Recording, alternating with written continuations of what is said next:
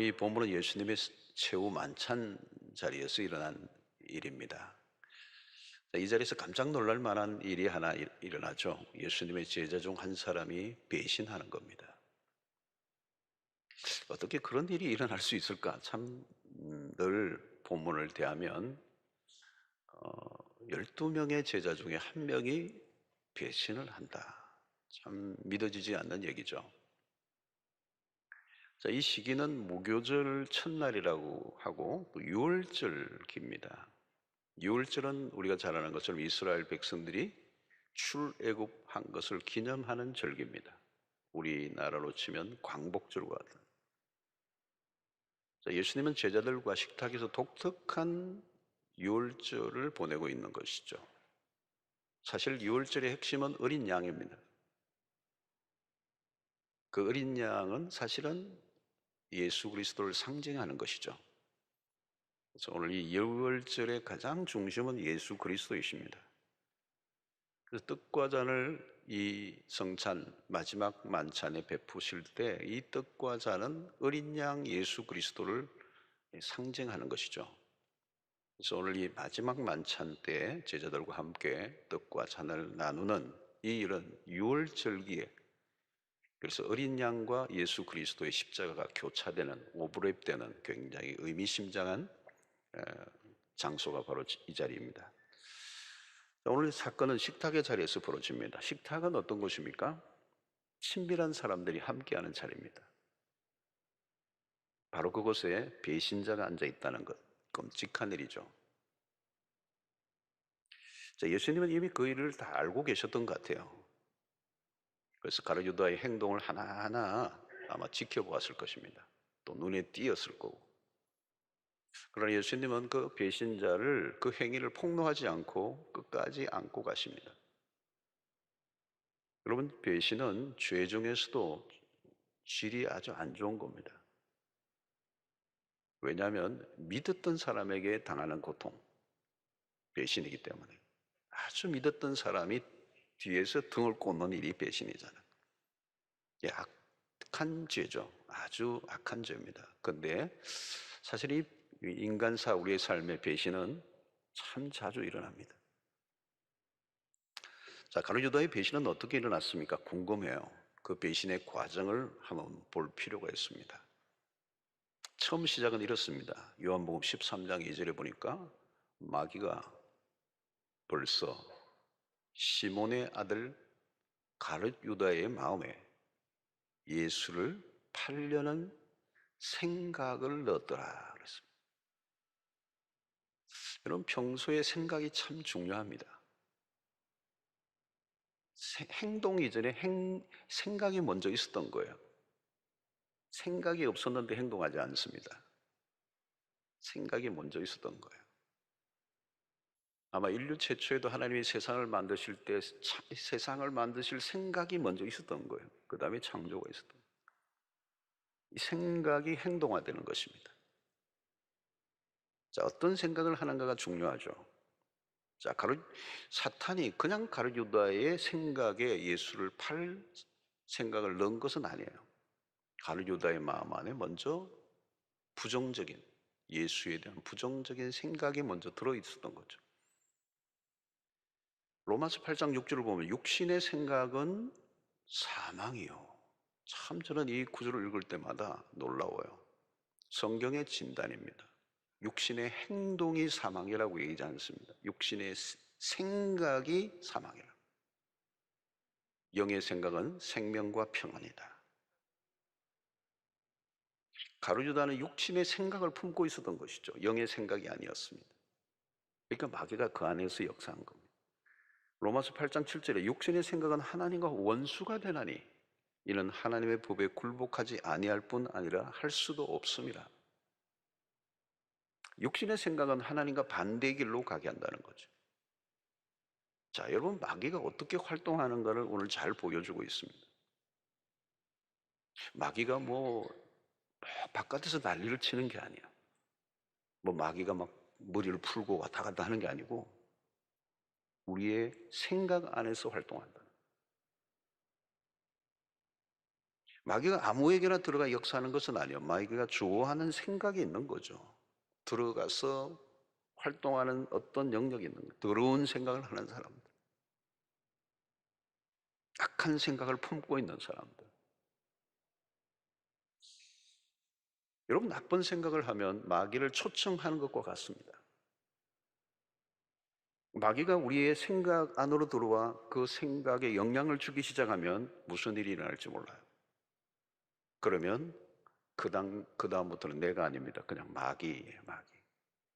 생각이, 마귀가 내 안에 들어와 생각을 지배하면 내가 마귀가 되는 거예요. 마귀 사촌이 아니고요, 일촌도 아니고 그냥 마귀예요. 자, 요한복음 6장 27절에 70절에 예수님이 이렇게 얘기하십니다. 예수께서 대답하시되 내가 너희 열두를 택하지 아니하였느냐? 그러나 너희 중에 한 사람은 마귀니라 하시니라. 자, 왜 마귀죠? 마귀의 지배를 받고 있는 상태이기 때문에. 자, 그의 생각과 마귀의 생각이 일치를 이루고 있는 것입니다. 마귀와 같은 생각을 하고 마귀와 같은 행동을 하고 있으면 자신이 마귀 짓을 하고 있는지 알 수가 없습니다. 자기와 마귀가 일심동체가 되었어요. 스승을 팔아 넘기는 일은 정상인이 할 수 있는 일은 아닙니다. 마귀의 일입니다. 시편에도 배신자에 대한 시가 있습니다. 시편 41편 9절에 내가 신뢰하여 내 떡을 나눠 먹던 나의 가까운 친구도 나를 대적하여 그의 발꿈치를 들었나이다. 이 아히도벨의 얘기입니다. 이 사람은 원래 유능한 사람이고 다윗의 측근이었습니다. 그런데 다윗을 배반하고 그 아들 압살롬의 반란에 참여합니다. 나중에는 그가 압살롬에게 다윗을 기습 공격해야 한다는 자신의 계략을 얘기했지만 그것이 다 무산되자 그는 자신의 고향으로 돌아가서 스스로 목숨을 끊고 맙니다. 성경에 자기 목숨을 스스로 끊는 사람들이 종종 나옵니다. 아히도벨 배신자예요. 가룟유다와 똑같습니다. 배신은 생각에서 출발해서 비극적인 결말을 가져옵니다. 생각으로 출발해서 사망에 이르렀습니다. 성도 여러분, 신앙생활에는 무엇입니까? 주님과 내가 생각을 맞추는 작업이에요. 주님의 생각에 내 생각을 맞추는 작업. 왜 우리가 매일 말씀을 묵상합니까? 주님의 뜻과 나의 뜻이 일치를 이루기 위해서. 그게 맞지 않으면, 주님의 생각과 내 생각이 맞지 않으면 이 신앙에 문제가 생기는 거예요. 여러분, 우리가 주님의 생각에 내 생각을 맞춰야 되겠습니까? 아니죠. 주님의 생각에 우리의 생각에 맞추어져야 됩니다. 주님의 뜻에 우리가 일치를 이루어야 된다는 거예요. 그래서 말씀을 들을 때마다 약간 불편한 게 있으면 여러분, 나를 고쳐야 됩니다. 말씀을 고칠 수는 없습니다. 말씀을 들을 때 우리의 생각을 교정하는 작업이에요. 생각의 차이가 가는 길을 바꿔 놓았습니다. 마귀는 전혀 다른 생각을 집어넣었어요. 그리고 예수에게 반역하는 그 길을 가게 된 것입니다.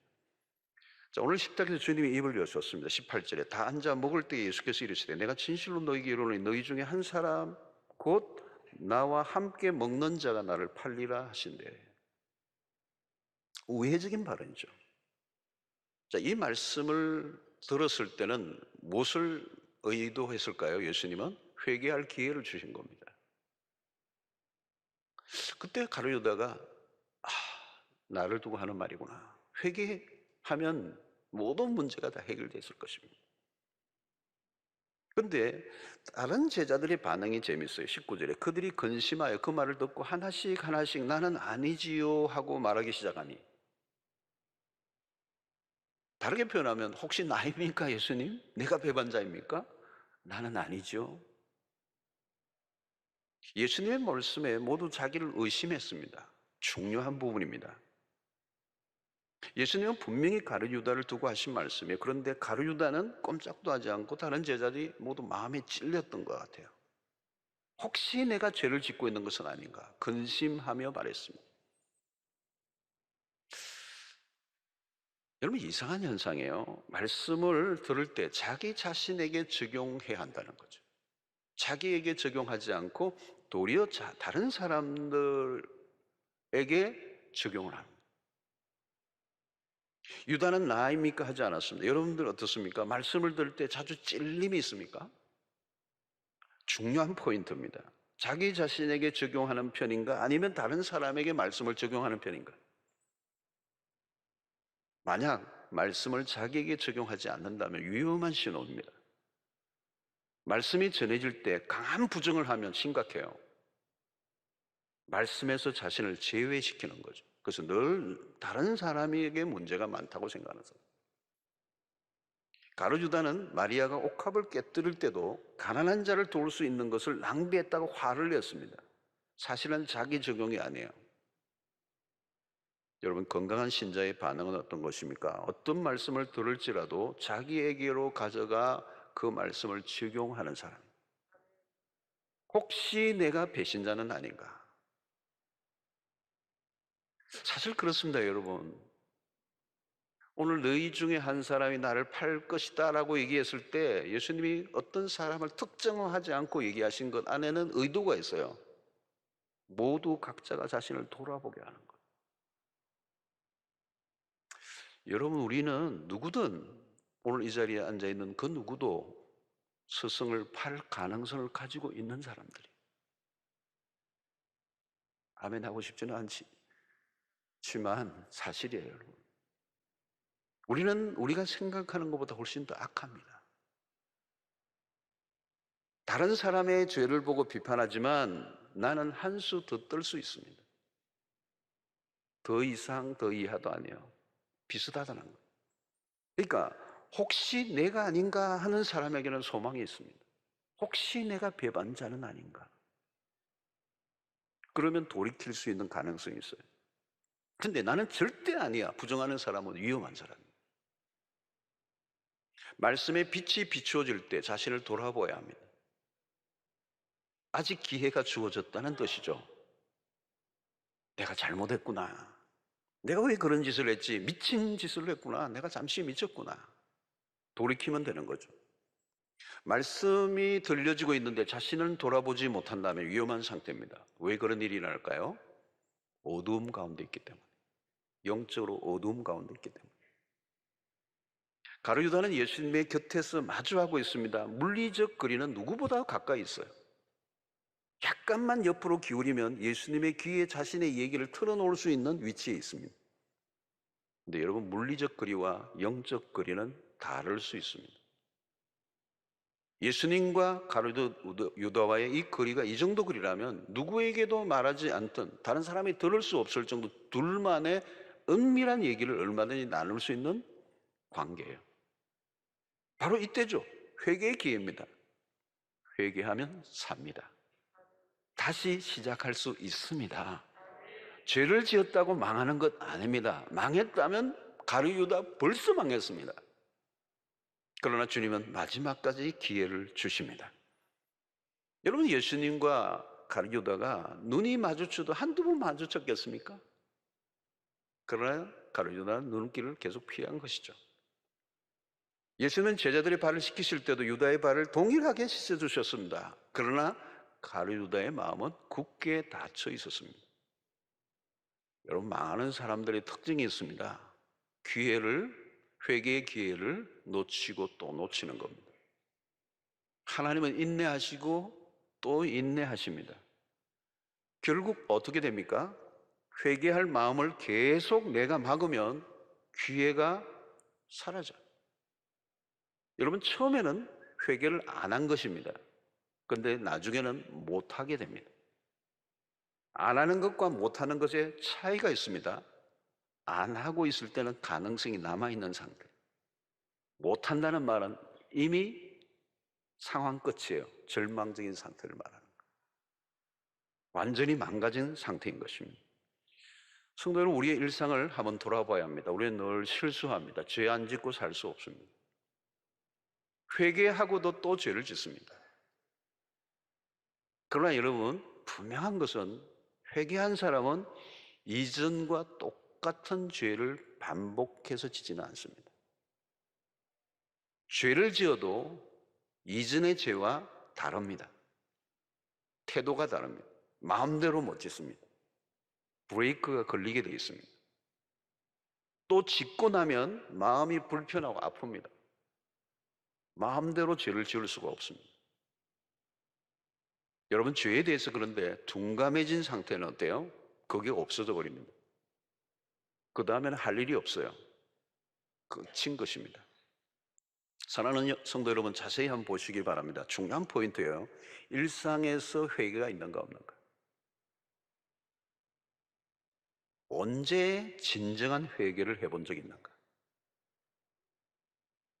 여러분, 우리 그리스도인들에게 막장이라고 할 때 이 막장, 세상의 사람들이 막장 하는데 그건 무슨 끔찍한 치졸한 죄를 지었을 때를 막장이라는데, 우리 그리스도인들에게 막장은 딴 게 아니에요. 회개 없는 삶이에요. 죄의식 자체가 없기 때문에 더 이상 갈 곳이 없다는 겁니다. 우리는 가룟유다를 살펴보면서 날마다 우리가 늘 확인하는 것은 가룟유다는 죄를 지었기 때문에, 스승을 팔았기 때문에 망한 것 아닙니다. 회개가 없었기 때문에.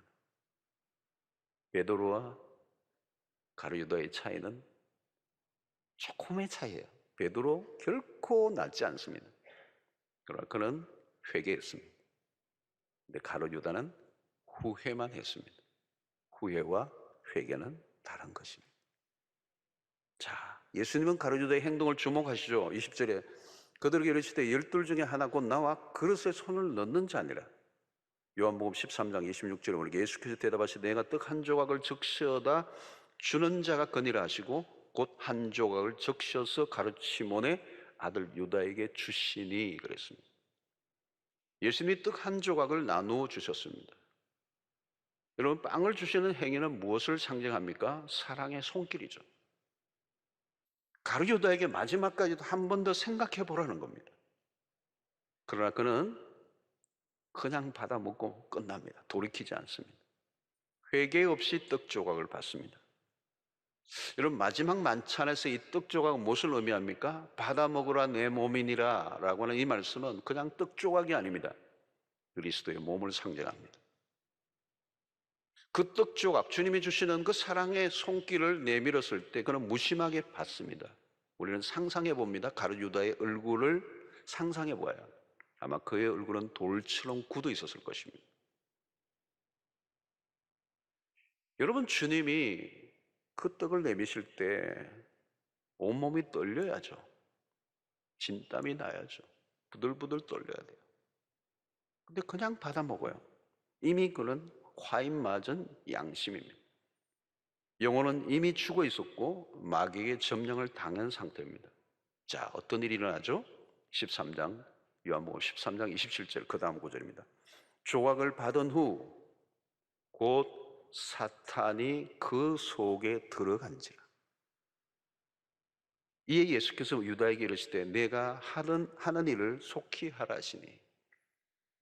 사단이 언제 들어갔다는 거죠, 여러분? 조각을 받은 후 곧 그랬어요. 회개 없이 떡을 받습니다. 상황 끝입니다. 그동안 내 모든 기회가 날아가 버립니다. 주님으로부터의 사랑의 손길을 거부한 그 순간 그는 마귀에게로 완전히 넘어가요. 주님에게 속한 자가 마귀에게 속한 자로 바뀝니다. 예수께서 말씀하십니다. 내가 하던 일을 속히 해라. 무슨 말이에요? 네가 가는 길을 가라는 거예요. 마지막 기회를 그는 거부했습니다. 사랑하는 성도 여러분, 하나님은 우리에게 언제나 기회를 주시는 분입니다. 그 기회에 다시 시작하라는 거예요. 하나님의 사랑의 손길을 외면하지 말라는 거예요. 주님은 우리를 결코 심판하기를 원치 않습니다. 기다리시고 우리에게 회개를 돌아서라고 기회를 주시는 그 하나님의 손길을 외면하지 않는 자가 복된 줄로 믿습니다. 자, 이 가룟유다는 결국은 이 안에 뭐가 있었습니까? 이 배반의 과정에 그의 모습을 우리가 보게 되는데 요한복음 12장 6절을 보면 이렇게 말하면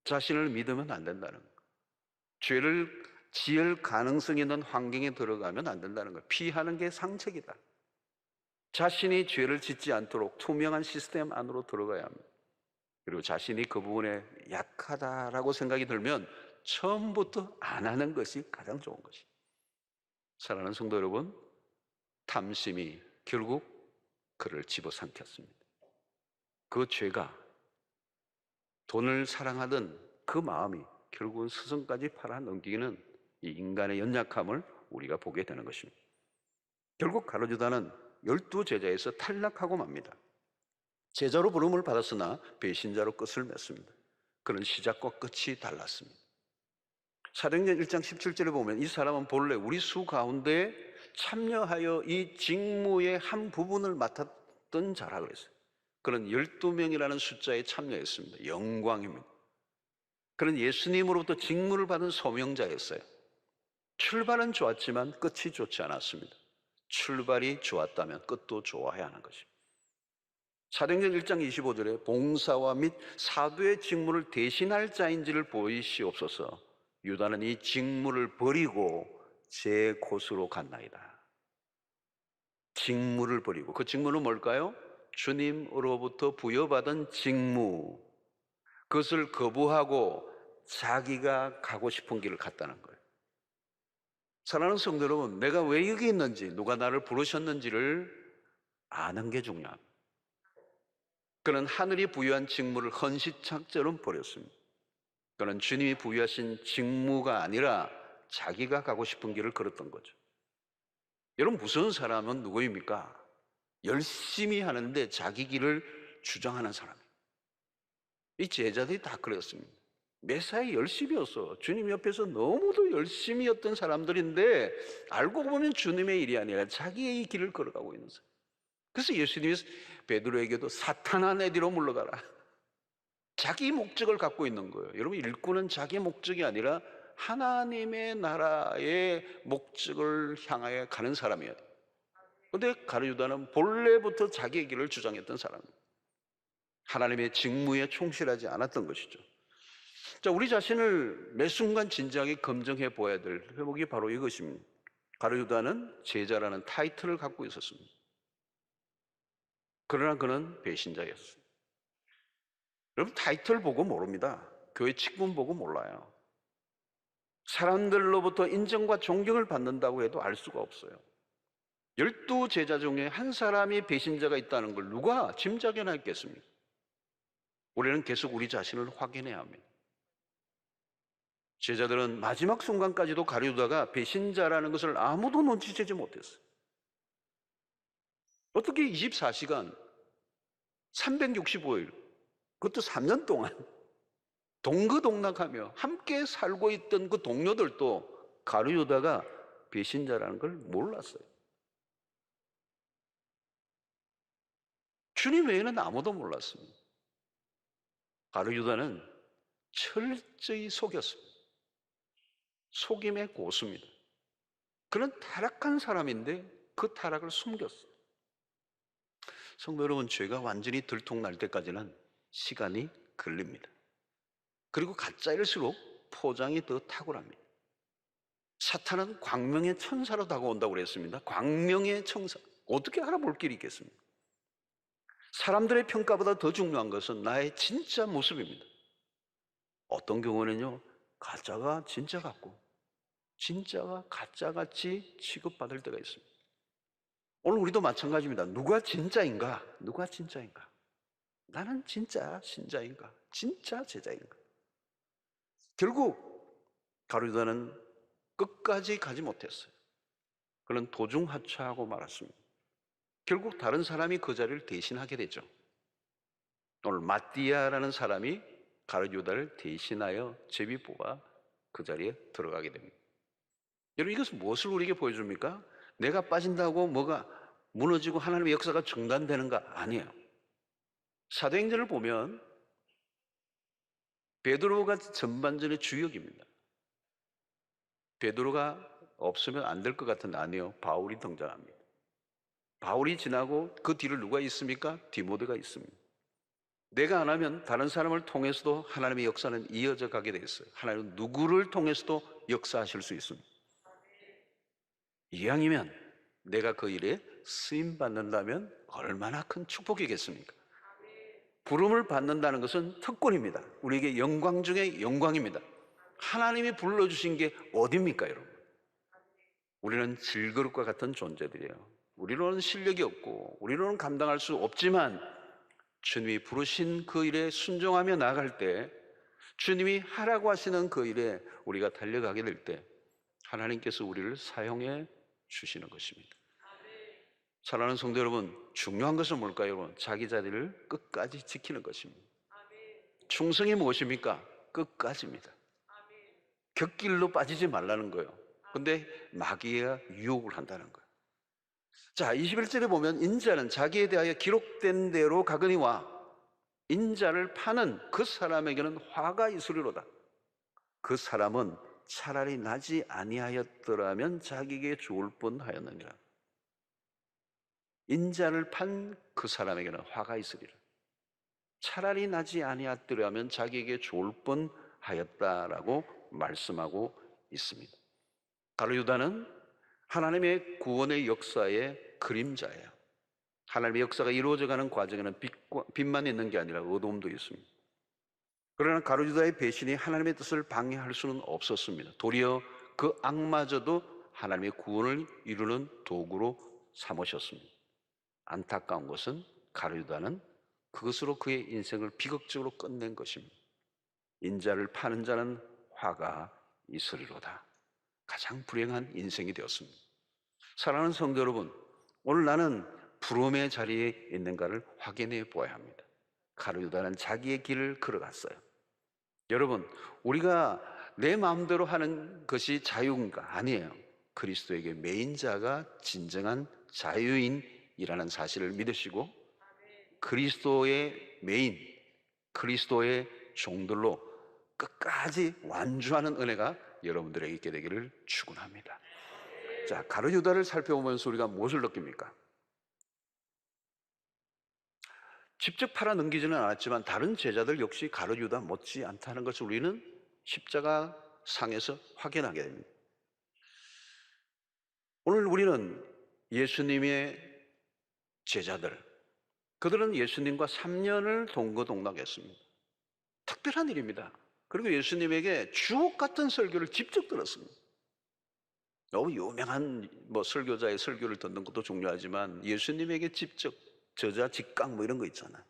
예수님에게 말씀을 직접 코앞에서 들었어요. 기적의 현장을 수없이 경험했습니다.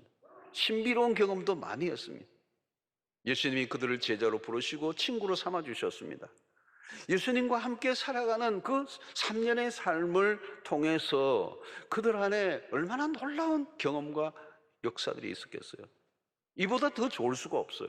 그러나 그들은 예수님을 부인하고 또 예수님을 팔아넘겼습니다. 시사하는 바가 참 커요. 사랑하는 성도는 우리가 예배를 수천 번, 수백 번 말씀을 듣는다고 해서 그것이 변하는 것이 아닐 수도 있어요. 좋은 교회를 다녔던 것만으로 좋은 신자가 될 수 있는가? 여러분, 교회를 얼마나 다녔느냐 횟수로는 신자됨을 증명할 수가 없습니다. 은혜의 사각지대가 있어요, 여러분. 은혜의 사각지대. 봉사를 하고 있지만 은혜의 아웃사이드에 있는 사람들. 이상하게도 은혜를 받는 순간에 그는 자리에 없어. 아니, 은혜의 자리에 앉아 있는데도 불구하고 영혼은 잠금장치. 말씀을 셀 수 없이 듣고 들었는데 하나도 말씀에 그 영혼에 파고들고 스며들지가 않아. 그러니까 가룟 유다는 예수를 믿다가 타락한 사람이 아니고 그는 근본 예수를 안 믿은 사람, 하나님을 만난 경험이 없는 사람.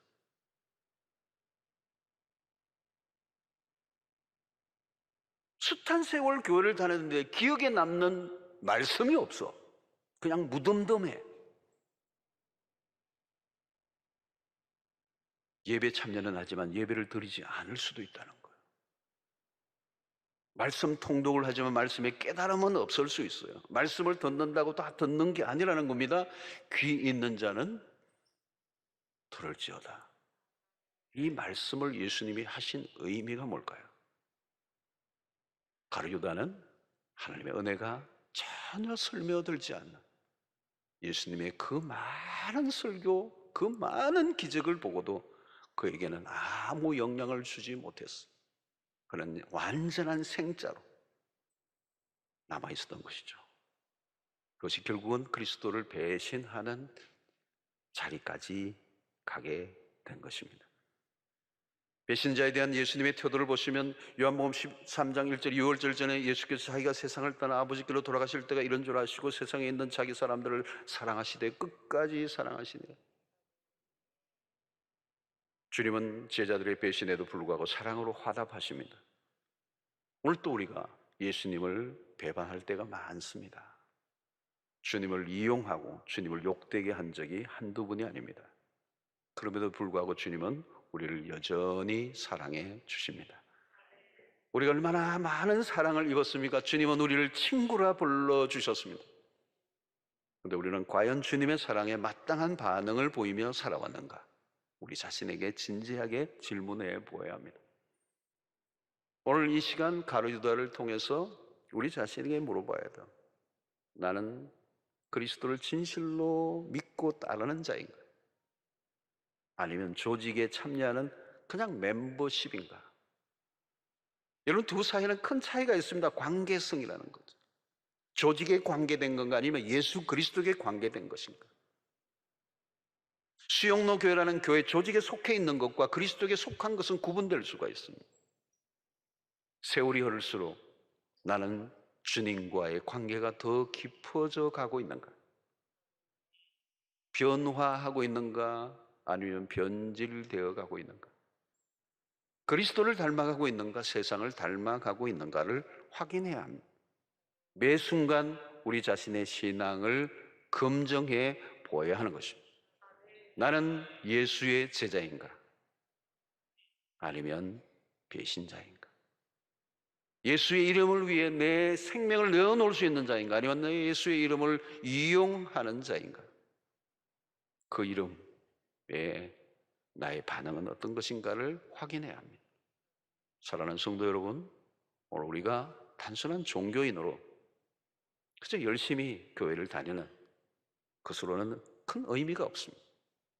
중요한 것은 주님을 진정으로 만나고 주님과 교제가 깊어지고 그리고 내가 그 주님이 주신 직무에 최선을 다하고 나의 직무가 아니라 주님이 주신 직무, 그 소명을 따라 살아가기로 힘쓰는 여러분들 되셔서 주님 앞에 설 때 부끄러움이 없는 그리스도의 제자로 설 수 있는 은혜가 있게 되기를 주의 이름으로 축원합니다.